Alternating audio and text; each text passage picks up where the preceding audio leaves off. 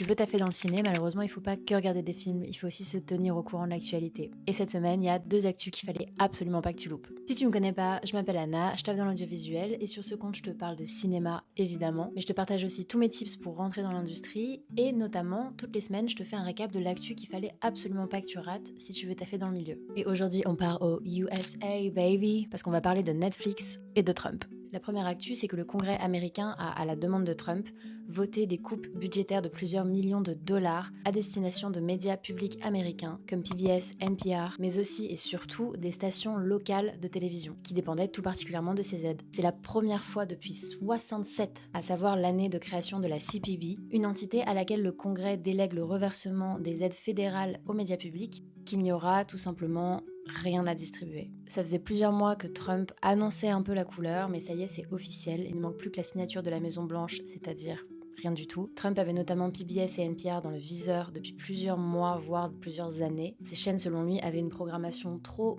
de gauche. Les opposants à ces coupes budgétaires avaient bien essayé de se mobiliser et de mobiliser les républicains encore opposés à Trump pour pouvoir voter une motion de rejet de cette proposition, mais malheureusement, ça n'a pas été suffisant. Qu'est-ce que ça veut dire concrètement pour les chaînes ? Pour PBS et NPR, leur financement ne dépend pas que des aides fédérales. Il y aura donc quelques coupes probablement en interne, mais ce ne sera pas une question de vie ou de mort comparé aux chaînes publiques locales qui, elles, risquent tout simplement de fermer.